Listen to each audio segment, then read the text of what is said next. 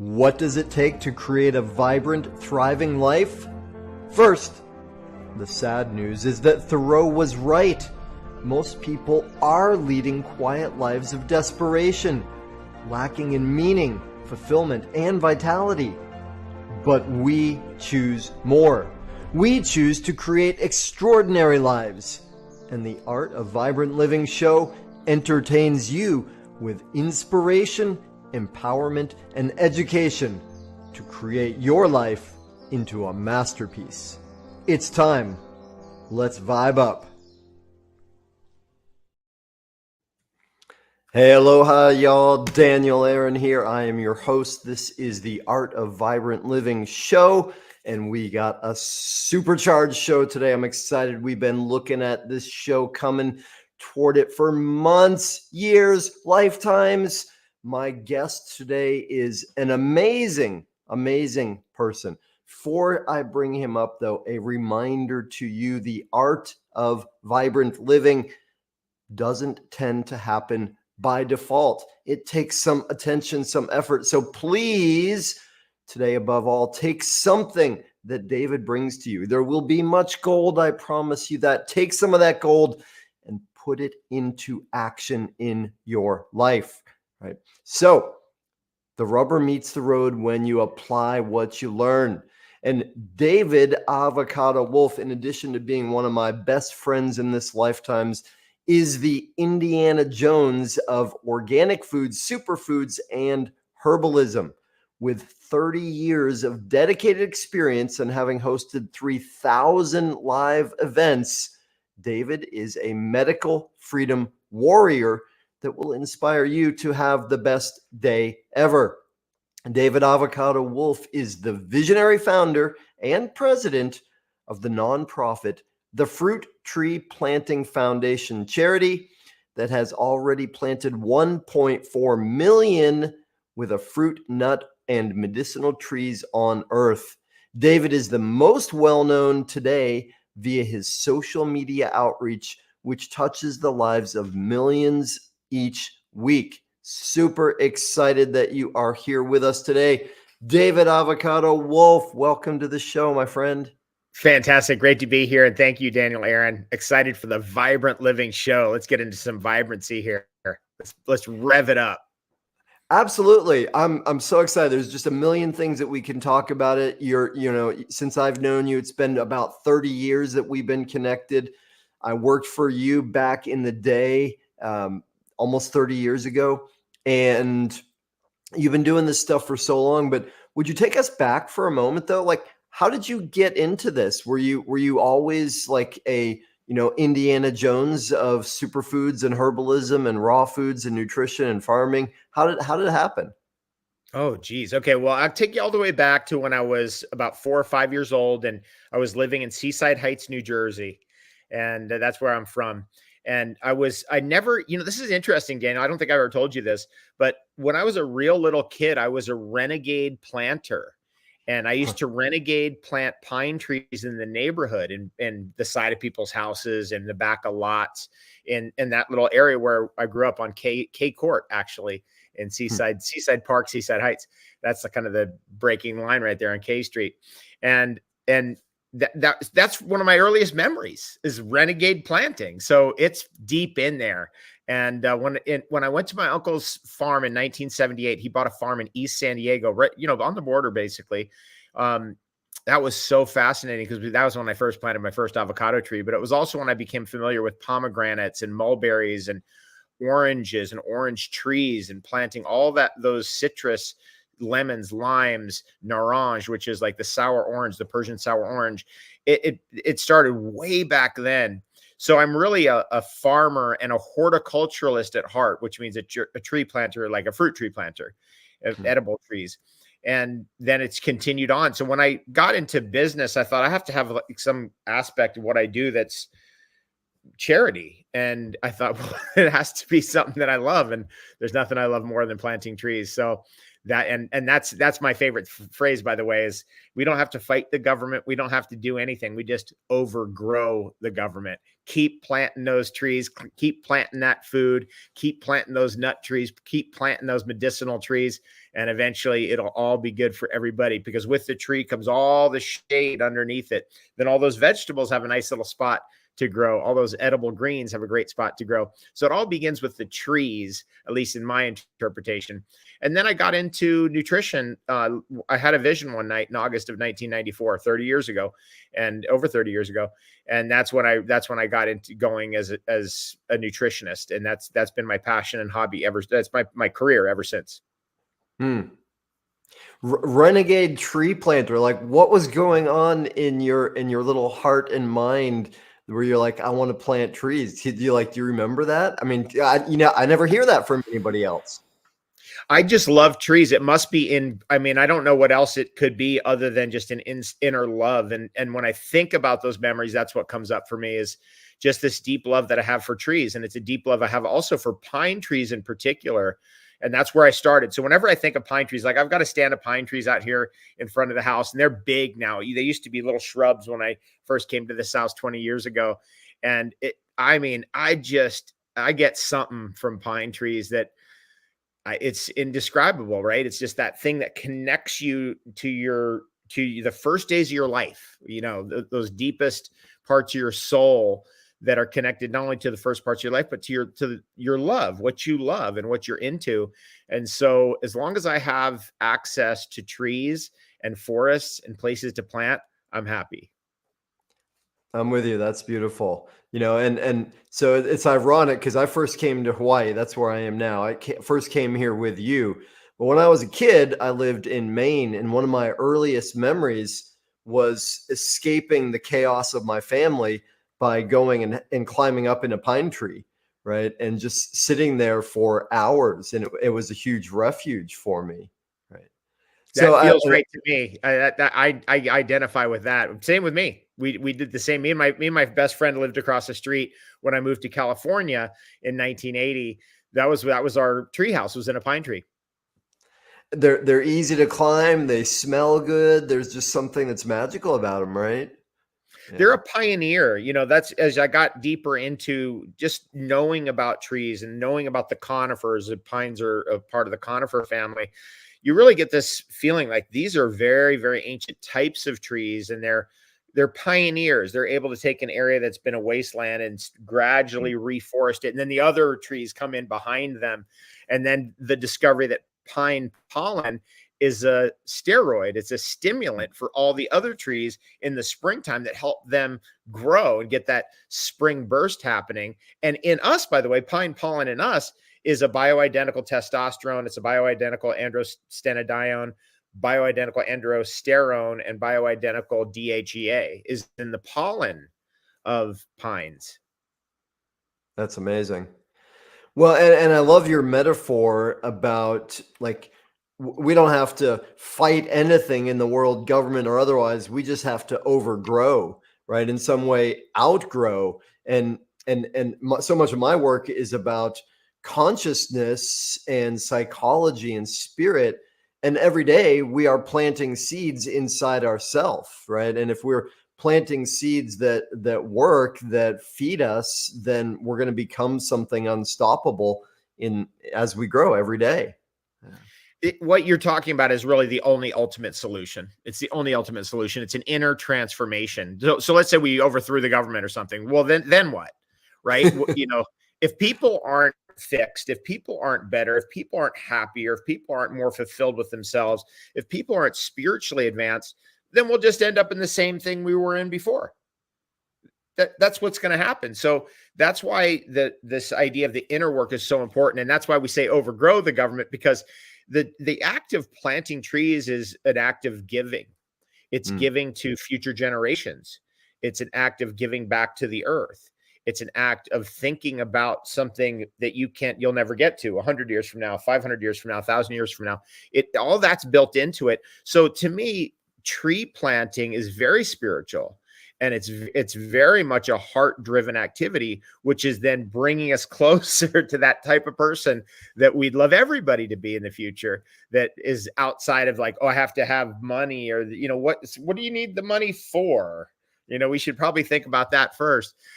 Or I have to have this, or I got to have that car or something. It's like, why? What for exactly? And these spiritual questions, these psychological questions are much more important and deeper, and they help us to identify what our real motivations are. 100%. Yeah, beautifully said. So what's like, where is your focus now? I mean, I know you travel around the world, you have a couple of homes and farms in beautiful places. You're still working with the Fruit Tree Planting Foundation. You've inspired me a lot around the fasting, and helped me grow into that over the years. Is that a primary focus for you now? Oh, it's a primary focus. So let's talk about detox and cleansing. My teachers way back 30 years ago, they said, you think your thing's about diet now, but it's going to be about detox and cleansing for people, because that's what's really needed. That's the work that's really needed out there. We all have visions of what we think the world is. And my vision of what I thought the world was back then is a lot different than how I see it now. And my teachers were right. We need detox and cleansing, because we're all breathing automobile soot every day, brake dust, all different kinds of chemicals, chemical fallout, left, right, and center. There's all kind of toxins in the food and water. And so doing the inner work of cleansing our body it's an act of self-love, and it's a thing we need help with. It's if you look out there in the population, people don't know what to do. So that's my work, is just helping people go, okay, step one, let's get you on the activated charcoal. Let's get that into a regular thing in your morning. When you get up in the morning, you have your morning water. Let's get you drinking some activated charcoal, maybe 400 milligram capsule with some little bit of sea salt and a little bit of lemon, and then start your morning off right that way. And then that way you have an extra filtration medium, because if I'm going to filter my air, I'm going to use charcoal. If I'm going to filter my water, I'm going to use charcoal. If I'm going to filter, one of the best things that's ever been discovered is the charcoal filter. It's in all our devices. It's in all these canisters underneath people's sinks to filter their water. And so we're a giant filtration system ourselves, and our liver, our kidneys, our spleen, they filter for us. It's great to have an extra tool there to take that burden off our liver, kidneys, and spleen under the level of weight of the chemicals in our environment, the atrazine, the glyphosates, that list is incredible. It's crazy how many different chemicals are out there. So that's when we start the cleansing activity. And then we work people up to like, hey, maybe you want to do a cleanse and a detox for like 2 weeks. You want to join us for a cleanse and a detox. And so I guide those 4 times a year. It's a public service thing. It's something that, I don't have to do it, but I do have to do it, because who else is going to do it? And every now and then we'll have a big group, like 1,000 people in there. Usually it's 150 people, 200 people all over the world too, which is great too, because you get to meet other like-minded people around the world. We've had many people meet love interests, and I've had many people cascade from there into my inner circle. And I've had many people also now cascading into doing some work for me, because they've done so many cleanses with me. Now for me, and I'll tell you about the journey, because I do the cleanses with everybody else, and I've done that for years and years now, is that I've advanced, because you become better and better. 30 years ago when I started, Daniel, as you know, I was big into raw foods and superfoods and fasting. And, that was where I started at, but I didn't have the complete picture of the herbalism at all. Didn't understand how to create the invincible immunity and the things that I understand now. But back then, I was still experimenting with, let me just try doing a water fast for one day and see what happens. And let me see if I can get through the weekend on a water fast. And those were wonderful experiments. And it was very cool. But here I am 30 years later. So now I do a 2-week long fast 4 times a year. But this one I'm doing right now, I'm on day 11. I'm going 33 days. So it's going to be, it's going to be great. And I thought, we've got tumultuous times ahead, and everybody's always concerned about the world out there. And I thought, you know what? This is a crazy one, right? This election coming up, and just the way people feel about it on all sides. And I thought, you know what? What's the best thing I can do? There's only one thing I can do: work on myself. That's all. And that's all you can do. That's all any of us can do. And so I thought, well, this is my work, which is cleansing and detox. It's my meditation. It's where I find the deepest connections to my creator, and also where I'm the most effective. And so I thought, I'm going to do it. And I was like 33 days. I'm going to fast right through that whole election, and we'll just see what happens. And we'll come out the other side with some fasting and prayer, and we'll see what that does. That's great. I love it. And I love part of what you said, because, we've got all kinds of different levels of connection to fasting, right, in our audience. Some people yeah, I fast every day between breakfast and lunch, right? And some people are like, 3 days, that sounds like nothing, no big deal. But what you said is you've gotten better at it, right? And I'm with you. I remember that the first time I did a 3-day fast, I was living at Esalen Institute, and I worked in the kitchen, and I thought the food was so good. Every meal that I didn't eat, I went and packed in containers so I would so I wouldn't miss out. Like, that was my coping mechanism for it, right? And of course, when I got to the end of the 3 days, I had this mountain of food, and they were still making more food. It was ridiculous, but that's how I got through it. And you helped me grow. You inspired me to get up to 7 14-day fasts, and that felt like a really big deal when I got to it. But we just keep growing. It just goes to more. So let me ask you, though, and play angel's advocate for a moment, right? Because I hear this, and I imagine you must hear it too. Like, isn't it enough already? Haven't you done enough of that? That's so great. Well, yeah, for any normal person would probably say, hey, that's enough, or, you're fasting enough. But I've found, both you and I come from the personal development world, right? We did the Tony Robbins seminars and the Les Browns, and we went to the Jim Rohns, and we did the Wayne Dyers, and we did all that stuff back then. And it was super fun, and it made us who we are today. And I found after all of that the biggest challenge wasn't let me challenge myself to do better in my business, or let me challenge myself to be more on top of my to-do list, or whatever those things are. Really, to me, and this is just for me, the biggest challenge was cleansing and fasting, and just testing myself, like, facing yourself every moment, facing that gurgle that comes in, like, you got to eat something. And I was like, it's like mind over matter. This is truly a test of mind over matter. And that's just something I'm into. And you're into it too. And anybody who is into it, I wouldn't recommend just jumping into what I'm doing. I'm good at it now. I've been doing it for years and years, but it's a cool thing to experiment with, and definitely a cool way to test yourself. And it's also an incredible way to create momentum for yourself and self-esteem. And it's courageous too. It's different. Like, when you're looking out there and you're going, my God, I got 22 more days to go. You can't think about that. And that's also, it's mind. You got to get your mind under control. And those things to me are that's what I'm into today. It's just what turned me on. Yeah, cool. I think we lost you for a second there, but it's there. Yeah, but that's what you're into. Yeah, and mind over matter. I'm 100% with you. I do a similar routine. Every equinox and every solstice, I go at least 3 days, and usually more. And when I look at why I do it, the biggest reason is because part of me goes, no, I can't do it. It's going to be too hard. It's like, which voice do I want to listen to? Who do I want to be?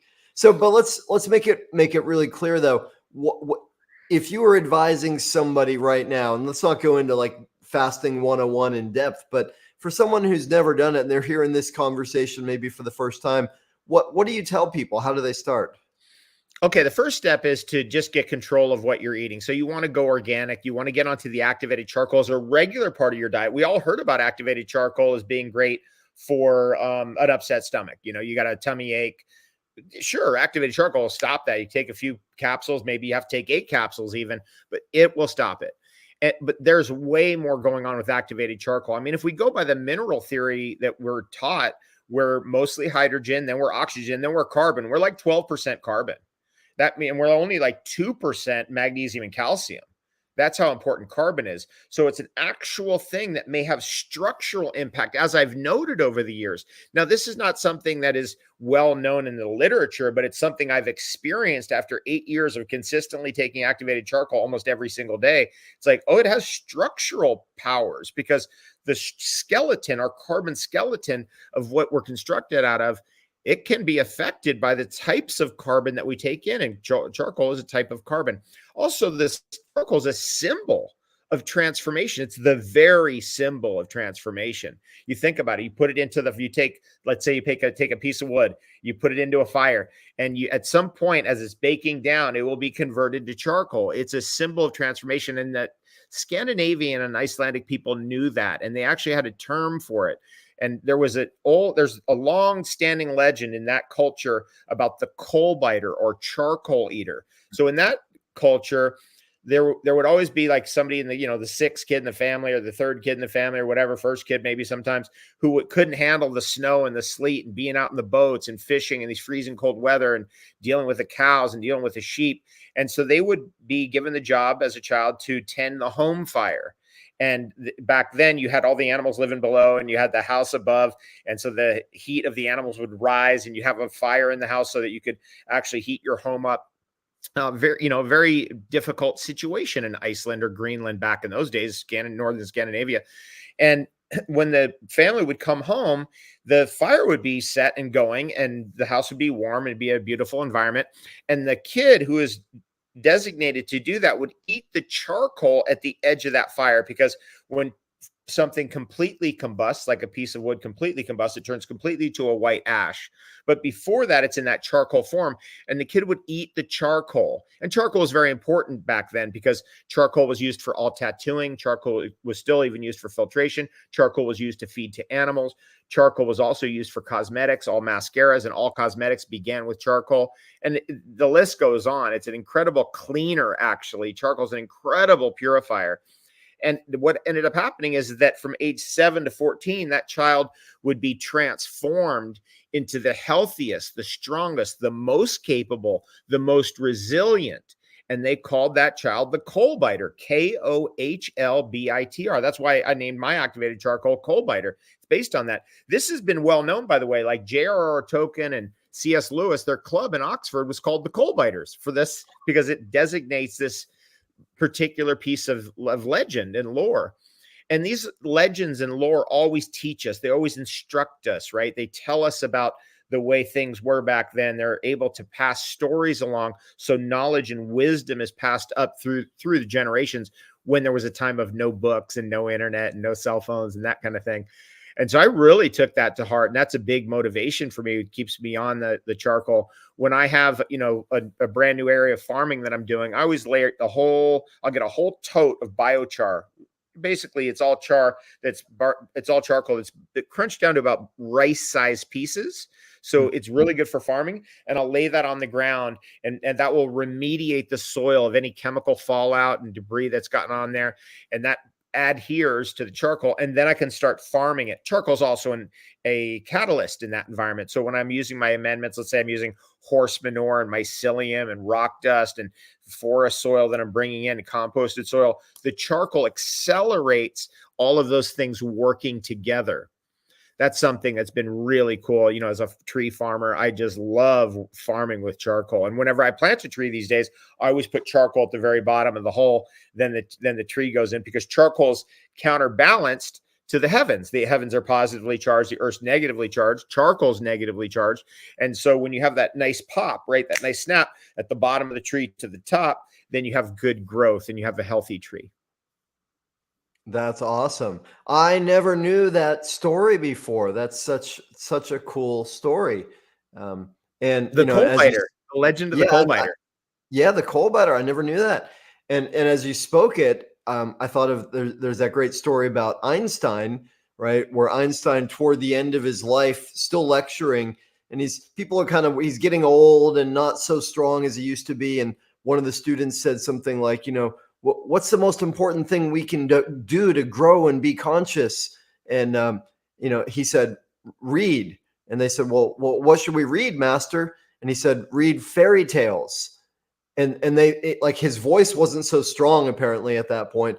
And they thought, well, we must not have heard him right. He said fairy tales. So he said again, but he said the same thing again. And for that reason, that those stories that predate some of the craziness, those old stories that have lasted all this time, they've got huge wisdom in them for us.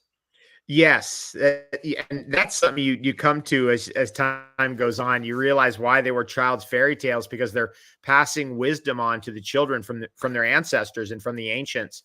And I love those kinds of stories, and I love digging back into fairy tales, because ultimately I do believe, Daniel, that all my experience with the ayahuascas of the world, and all the plant ceremonies and all that, that we live very close, like, to another dimension where Hmm. there are fairies and there Hmm. are elemental beings, and they have their own fun that they're having right next to us, in some kind of nearby dimension somehow. And that also is very important for people to comprehend. If let's say you're young and you're like, should I do a plant ceremony? Well, you want to be in the right place, you want to be with the authentic shamans. But when you have those experiences, it really helps to overcome the materialistic programming that Hmm. we've all been hit with, which is everything's materialistic and there's no spirit, there's no soul, and all that kind of stuff, which is very damaging to the human experience. And once we overcome that, which I think is the reason why we have these psychoactive plants and things around, then it actually benefits our lives, because we see those doors open, and we also can experience them more closely in nature. Right, when you get into nature, the door's been open, so you don't need those things anymore. You can it's available to you. And that's another reason why I like living next to a great forest and spending as much time as I can in nature. Absolutely. Yeah. Well said. Well, and let's connect that for a second to fasting, because I'm with you. One of the greatest benefits is just mind over matter, right? It's the discipline, the realizing that actually there's a stronger part of me in charge than the part that thinks it needs to eat every 5 minutes, right? And I remember the first time I heard about extended fasts from you, talking about how much you love to read during fasts and how clear the mind gets. And I remember hearing that then. I'm like, well, I don't know if I could go 7 days without eating, right? But of course, as I grew and practiced and extended and did more, like, that became normal. And one of the things that I love, and I'm curious to hear your experience of this, is once I get beyond the challenging part of the fast, which for me is usually about 3 days, and I'm like, yeah, why did I ever eat in the first place? I don't ever want to eat again. I start to feel so good. The energy's so awesome. But then there's this way that I start connecting to spirit in a deeper, more regular way than I do when I'm eating on a regular basis. Does that make sense to you? What's your experience of that? Yes, absolutely. I mean, that's why I think in the Bible, fasting and prayer is mentioned 77 times together. It's mentioned a lot together, because you are somehow closer to the source, and you have to nourish yourself from other things. You have to nourish Mm, yourself from a positive mental attitude. You have to mm, nourish yourself from time in nature. You have to nourish yourself from listening to music. I started listening to some music last night, and I got it. I got that vibe, where it was nourishing me, and I was like, wow, that felt really good. And you start feeling sensations that maybe you've never felt before, mm, that are they're profound. And so I kind of fast today. A lot of the reason I'll do this, like, if let's say I'm going to do an event. Let's say I'm going to be at a big expo in LA in February. I have to go in there fasting, because I know I will be on point. I mm. know I won't have a bad day, right? So sometimes, if I'm as a public speaker, and I think you've been with me many times public speaking, some nights you're on and some nights you're off. But when I don't do a lot of public speaking, because I don't do as much, these last 5 years as I did before that, I got to make sure I'm on every time I'm up on that stage. I can't have a bad day, and fasting guarantees that for me. I will be in the holy flow for sure, guaranteed, and that's amazing to me.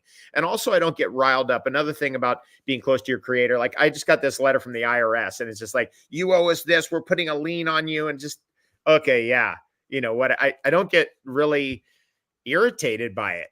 Like, Mm. you would normally just freak out and melt down, you'd run around, scream at the accountant, something like that. I'm just like, oh yeah, because you know how it is, Daniel. At our age, we've been around the block a few times. You just it's just the same stuff. It's the same stuff all over again. And so you just don't take it so deeply to heart. You don't get so emotional about it. Just go, okay, yeah, okay, I'm gonna call the accountant, we'll go over it, we'll figure it out. I'm sure it's nothing. And we'll normalize it in a few days. Absolutely. Yeah. Yeah. It's, I remember this is a weird story. Quick story comes to me. Speaking of that, long time ago when I was, I don't know, in my 20s working at Omega Institute. And I really wanted to do a good job. In fact, I was on probation. That's another story, but we won't go there. And I was working in the kitchen and we were getting ready for the breakfast. 6 a.m., open the doors. All these people are going to come in. 5 minutes till 6 a.m., the coffee machine like blew up. Like, and it was like this flood of black liquid all over the floor and Oh, grinds everywhere. And so I started to freak out. I was like, oh no, what are we gonna do? And this guy who was my boss there is like, he was an angel, black skinned guy who was in recovery. And he just looked at me and he goes, Daniel, it's just another thing to do. And I was like, and it all just melted away. And that just reminded me as you spoke that, like, it's just another thing. It's the next piece that comes up. Okay, let's deal with it. Yeah. It's and then you just you just go through the process and dealing with it. Let's just talk about that for a second. Another thing that fasting has taught me is that when I have to face a difficult task, and it's every, when you're just in business like I am every day and you're dealing with your shop and shipping stuff out, mistakes being made or not being made, or trying to get new customers in or get people satisfied who had, a bad experience with some other shop. And they're like, are you guys any better? All the things you deal with in business is that you have to, a lot of people will like eat to numb themselves from actually just dealing with a crisis or dealing with their workload. And when you're fasting, it's, I've figured out that it's just all mental. It's all mental. I just face it, go through it. And it turns out it was all just a paper tiger. It always is. Tomorrow, I've got a big one to do. I've got a lot of paperwork to do tomorrow. And it's like, official paperwork. I have to get my birth certificate, that kind of stuff and ship it over. I have to get 2 copies of it and this and that to go through this whole process I'm doing. And I'm just like, I'll just go just step by step by step. I'll get through it. And that's a beautiful thing. It's been a beautiful teaching for me personally, because I can get riled up in dealing with, especially with government stuff. You can get irritated by that, whatever that, I call it the beast system. It's just whatever that system is. But you know what? It just comes down to just, okay, you just do this step. Okay, now I'm going to do that step and this one. And with the fasting too, I find I'm more efficient, way more efficient, because I don't have anything in the way. So I'm just literally able to work all day if I want to. Now I don't want to. I want to actually get time outside and in the sun and things I got to do outside. It's a farm. So there's, end of the season here. I got to get things done. And, it's like it's an interesting way of life, I would say, because when you get in fasting mode, you're in it for a period, at least for me, because I'm doing these long fasts 4 times a year. You go from that mode and then you go into this mode, and it's just a different mode of life. And I remember hearing from you last time we were in person together about a teaching around number of years alive, right, in the body, and number of days fasting. Would you say something about that? No, I'm an Essene. Over the years, I became an Essene. My association with all the Essenes in San Diego. There, one day they grabbed me, they're like, you're an Essene, right? And I was like, what's an Essene? And then they kind of laid it out. And I was like, I realized I'm an Essene, and that's how the Essenes are, right? The Essenes are a Christian sect that also predates the Christians, going back into the people who live by the Dead Sea. And basically it's a Judeo-Christian lineage, and you don't proselytize. You just recognize that you're an Essene, or you don't, it's that kind of a thing.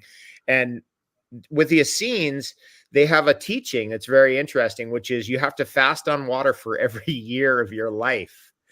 So I'm 54 this year. That means I got to do 54 days. Now I've done already this year. Let me just think about it real quick. I did 22 days, and then I did 11 days. That's 33. And then I did 5 days. So I've done 38 days already on water this year. So actually, here on day 11, that's 49 days. I'm almost there already for my year, which is actually the furthest ahead I've ever been, Daniel. This is it. This year, I finally got my act together.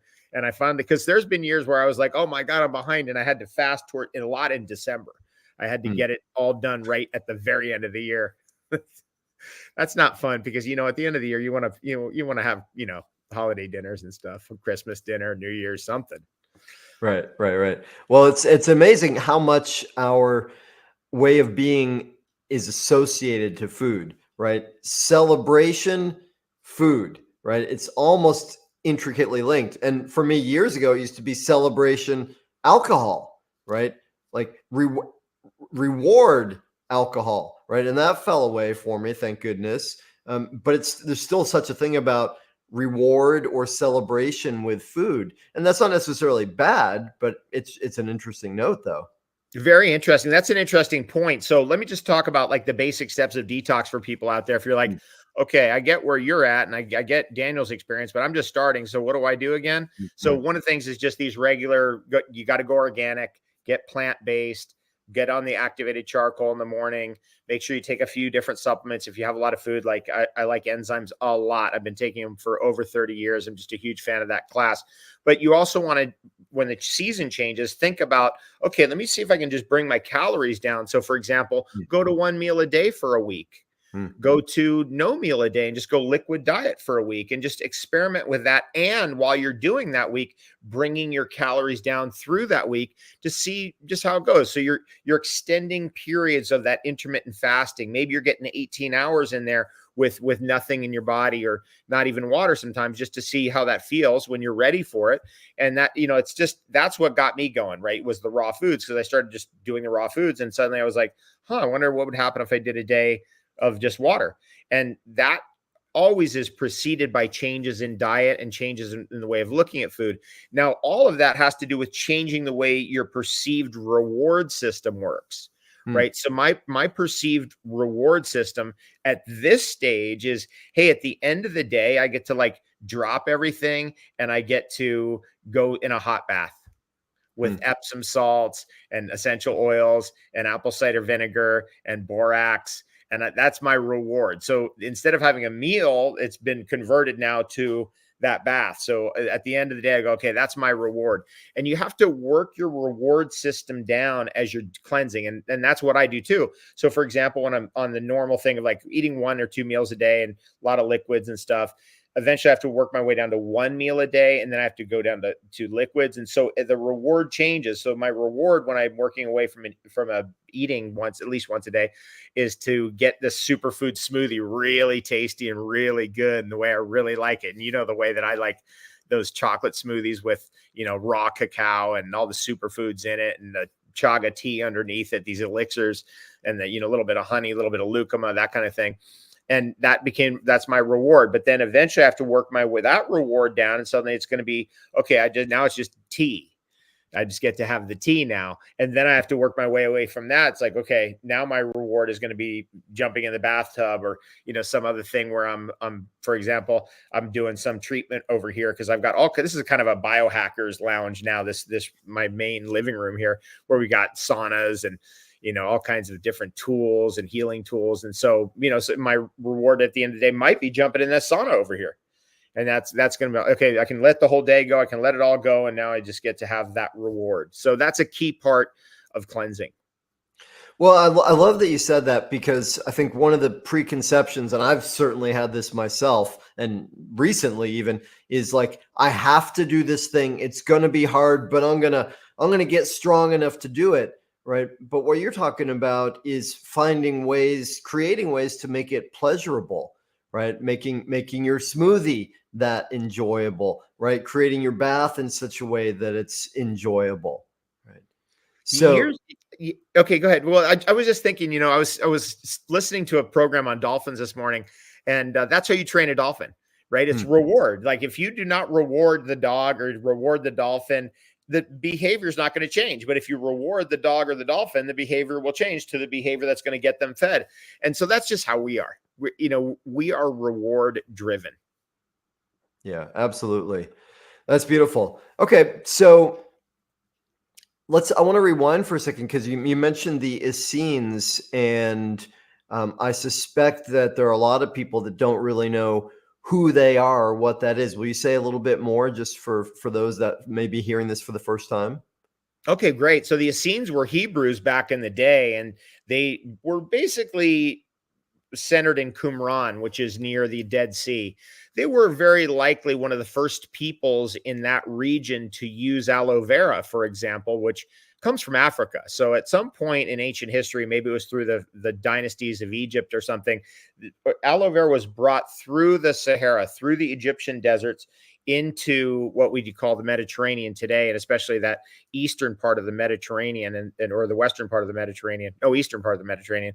And then eventually it worked its way to be a really sacred superfood to certain sects of people. And the Essenes, that was one of them. Now, the Essenes had a strong spiritual practice that included health practices. And that meant fasting and cleansing and detox. And that also meant longevity. They were really into longevity. Now, Jesus was believed to have been born as an Essene. As far as I can tell, the research is pretty conclusive that Jesus was an Essene. And his criticism of the Essenes is that they keep it to themselves. They need to get out, need to bring these teachings out to everybody. It was a little bit too much of a clique, an inner clique.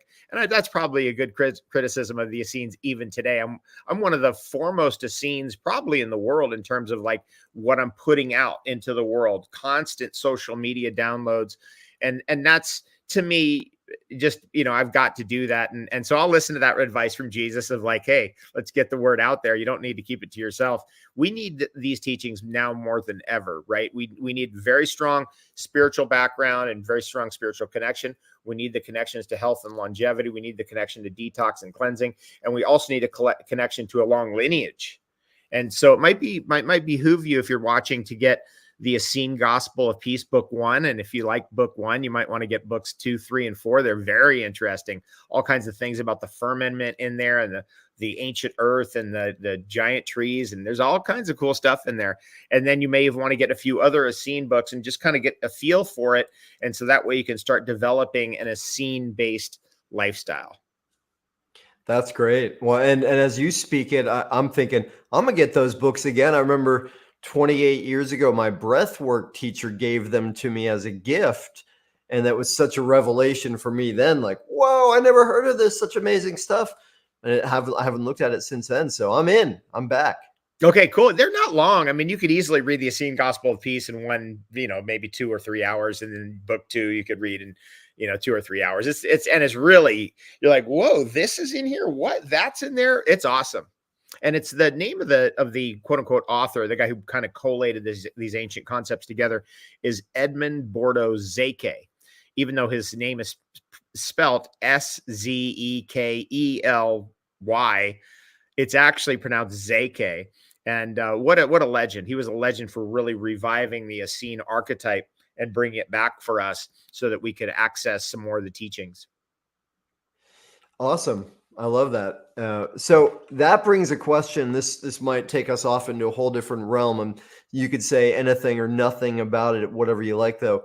What's your sense of the relationship between spirituality and religion, right? It's such a complex weave in our world these days. All right. And you and I have spoken about it before. I've, for the first time in my life, kind of entered into Christianity after having gone really in depth into other traditions, Hinduism, Buddhism, Taoism. And now it's oh, interesting. Of course, I was born into Christianity in the West. I've got the most Jewish sounding name in the world. And I'm paying a lot of attention to it these days. What's your sense of the connection? Okay, well, I would recommend, if somebody's really deep into what we call the Ahrimanic deception, which is the materialistic overlay and that kind of stuff, which you aren't. You never have been, right? You've always had a very strong spiritual drive within you, right? The drive for truth, the drive for understanding your body, the drive for understanding our reality, to a point where you can make and orient yourself in a way that's exciting and inspirational and illuminating. So you're a very spiritual person, whereas somebody out there may be struggling to develop this within, right? To develop these things within. And so sometimes the real strong and real rigid religions can be a hindrance to that.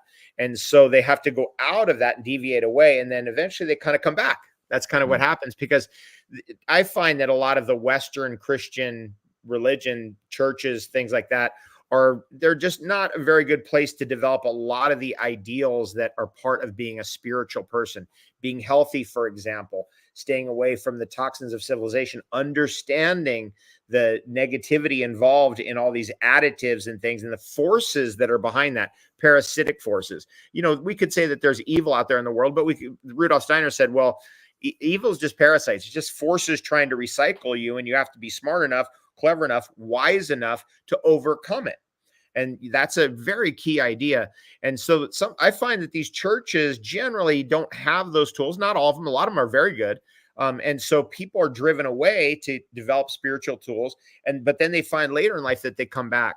And I think that what we're seeing here is a revival of Christianity. We're seeing a revival of spirituality. We're seeing also a revival of Islam. We're seeing a revival of Judaism, where people are looking at all these things and going, no, we're going to do it different. We don't represent that. Like, that's some old program.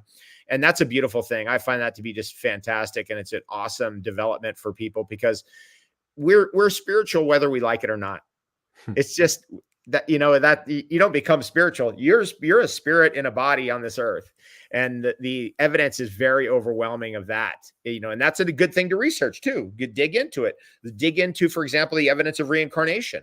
And that's incredible. Max Tucker, Ian Stevenson, his teacher, Dr. Brian Weiss, who you're very familiar with, of course, Rudolf Steiner's material. And there's many people out there, scientific case studies of kids who were born who had knowledge they could not have had, and then going through all the possible other explanations of how they could have had this knowledge, only to arrive at what it really looks like, which is that they're just reincarnated, and what that all means and how that was all discovered. And that's an incredible line, because right there can save you, because you say, oh, I'm a soul and I'm coming back. And therefore you go, I better watch my behavior. I better watch what I'm doing. Karma, can come back. And Steiner says a lot of the karmas that we develop here actually do come back the next life. And so that's why you see a lot of evildoers getting away with it all the time. And you're just like, how could they be getting away with it? It's because they're going to get whacked next time. And one of the things we see, I've noticed this in North America, growing up in North America, is that the oppressor reincarnates as the victim, and the victim might even reincarnate as the oppressor. And that's just, I noticed that with when I saw the plight of the Native Americans in, North America. And, as a kid growing up, I was like, wow, this is sad. But then, you look at it and you go, maybe they're just the people who oppressed them and, victimized them and did all those horrible things, reincarnated, and they have to deal with the karma of it. See, that's another way of looking at it. And that might be a way of looking at it that helps you to deal with it, because if you don't have these spiritual underpinnings and a deep spiritual base, you may get too caught up in that kind of plight, or that kind of desperation. But you might, if you look at it another way, you might be like, oh, that's the oppressor now having to deal with the choices of their actions in this lifetime. Yeah, beautifully said. Well, and so many different directions we could go from what you just said. And the main thing that jumps out at me that I'd love us to explore a little bit more is what's possible, what's real, right? Because you spoke about a few things, and I could just hear like some of the people in the audience be like, wait a minute, I don't know if I believe in that. I don't know if I believe that's real, right? And what I've found, you touched on two things, like the longer I live, the more I become awake, the more I practice, the more I release judgment, right? So part of what you said about coming back as the oppressor, coming back as the victim, to me, part of what that is like, I need to experience what it's like on the other side, because unless I've experienced it, it's easy to judge it, right? So if I can experience it, then I can release the judgment. I release the opposition. It brings us into oneness, right? But the other is, the longer I live, the more I say, I don't know what's possible, what's real, right? And that's one of the first things I learned in philosophy school way back when. I don't know. And if I don't know, then I have the possibility of learning, right? And I feel like your life in many ways is a study in exploring the realms beyond what a lot of people believe is possible, How does that Yeah, land for you? that lands perfectly. I mean, this is how I would describe it, and this comes up quite a bit, is how many beliefs have we had that were wrong? Later we found out, right? Where we're like, I believed what? Or I believed in that person. And then you find out what really was going on with that person. And you're like, whoa. So that's a very important. We have to realize first that we can be wrong and that our beliefs can be wrong. That's the first step. The second step is getting out of believing in things in general. Just get out of it and start entertaining possibilities. Start looking at possibilities instead. It could be this, could be that. Preponderance of the evidence looks like it's that. This also could be this. And that helps us to get out of just being so rigid. It's this, and no, it's got to be that, right? That's part of spiritual development, is just opening your mind and your heart and your being to all the possibilities that are going on out there. And then you start to look at things, you go, okay, now I see things a little bit differently, and other and deeper truths are approach you that you're able to access because you're not resistant because of the belief system.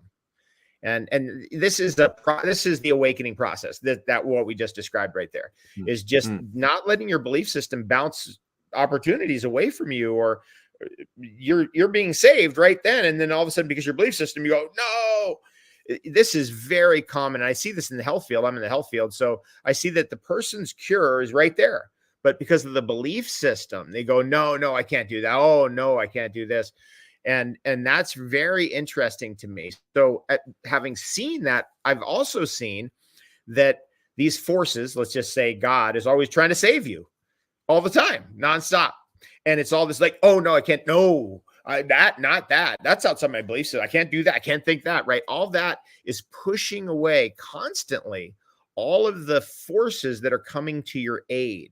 So as you bring your defenses down, and you start to get out of believing in things, all those forces become available to you in this way, almost like in a riddle.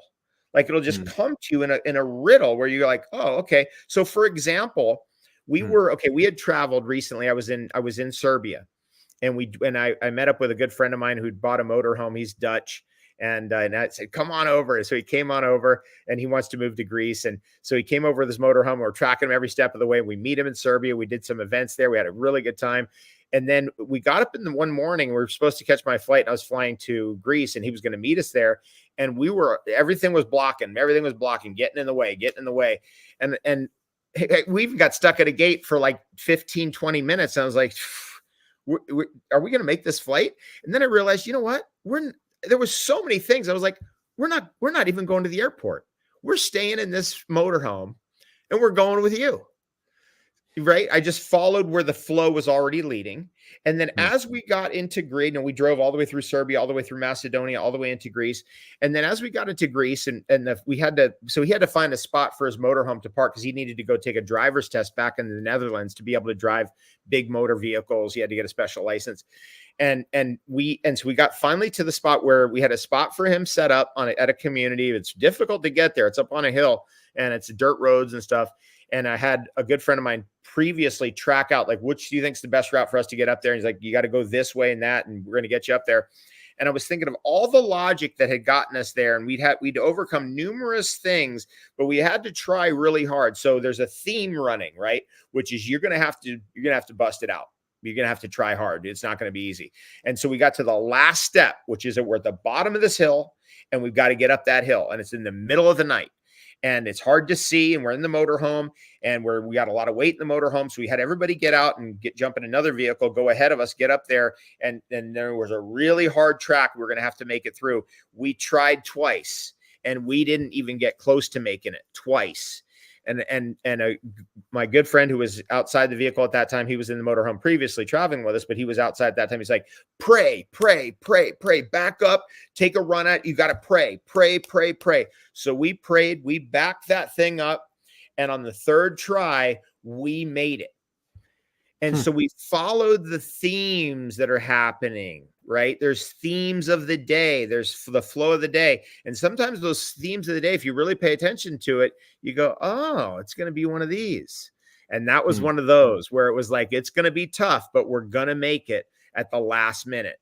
And we made it. And when we got to the top, I can't tell you, we were so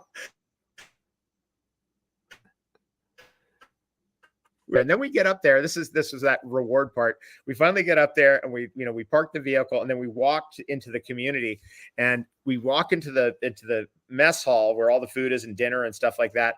And everybody had waited for us. There was like 60 people in there. And as we walked in, they all turned, and it was incredible, that just the vibe and just the love that we felt, that they waited for us for dinner, and they were all there with smiles. That's so cool. That's beautiful. Well, and two things jump out at me from that I want to echo. One is what you said about beliefs, right? Reminds me of the Chinese saying, if you want the truth, just let go of your opinion, right? If you want the truth, just let go of your opinion. And I love that what you introduced in that story, there was paradox there, because it wasn't just, oh, go with the flow, whatever happens, or it wasn't meant to be, I wasn't meant to get there, right? It was, yeah, see the signs, follow the themes, notice what's happening, but it was also try hard, stay committed. We're going to do this thing, right? It's a both and I feel like that's one of the big challenges for so many people in the spiritual and new age worlds is they lack commitment, right? And they say, oh, it wasn't meant to be. Or on the flip side, and maybe in other communities, it's like, I'm going to make this happen no matter what. I'm going to force my will upon this, right? So the way you told that story, it's really producing that paradox of it's both of those things. Well said. And that to me is really what it's all about. It's like goal setting and allowing, right? You got to know where you're going. You got to have your goals, but you also got to allow. And if you don't allow and you kind of force and you get super heady about it, well, that's very Western. If it's just all just the flow, that's very Eastern. But ultimately, we're integrating those forces together. So that's an excellent way to describe it. I'm glad you brought that in. Yeah, awesome. David, we're running out of time. So what's the best way for people to get in touch with you? Oh, probably the best thing is on social media. I'm David Avocado Wolfe on Instagram. That's a good way to track me down. And you can find me as facebook.com/superfoods on Facebook. We got I'm really happy with my Facebook site over the years. I think we really got that thing going and humming along. And if you're into like watching my adventures, you'll see them in my stories.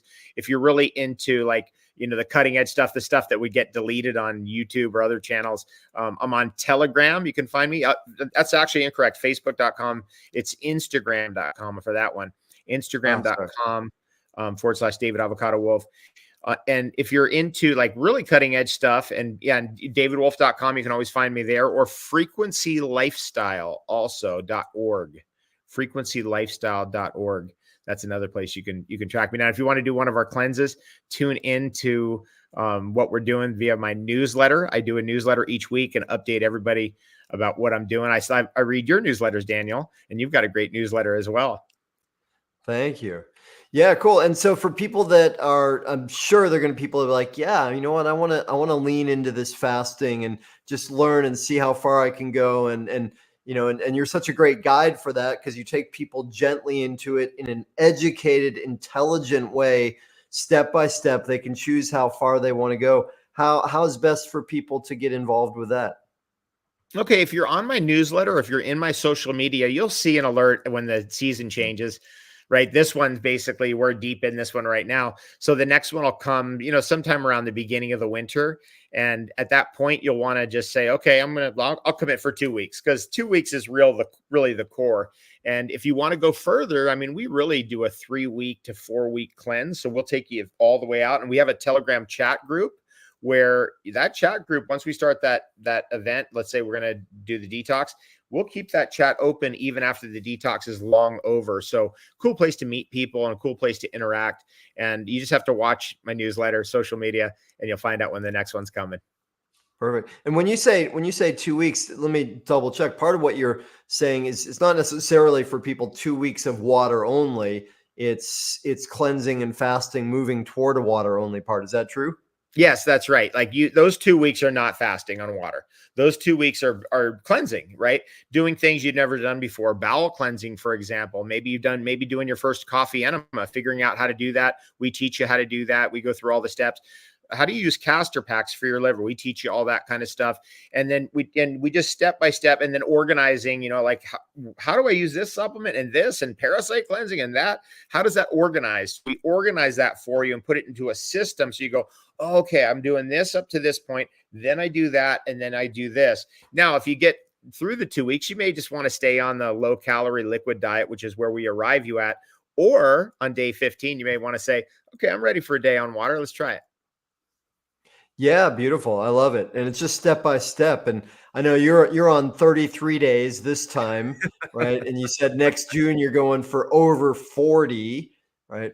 And I'm committed to joining you on that one. That's for me, the new edge will be 21 days. That'll be the longest I've gone yet.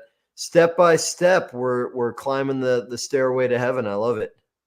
Yes, absolutely. And it's something also that it's cool for people to see. I mean, telling my detox group people like, am I dying? I mean, you could see that clearly all these years of cleansing, it has an effect. And that's important to know. In the early days, just as a quick little thing on this, when you start fasting on water and your blood sugar completely bottoms out because there's no food coming in, deep healing occurs at that point, and you're going to burn off a lot of that fat. And in that fat is a lot of soot. And I had the opportunity, Daniel, where I had a stem cell extraction from my adipose tissue, from some of my fat tissue. So I was able to see what my fat looked like. And the doctors were like, we have never seen, like, you're like, what's your age?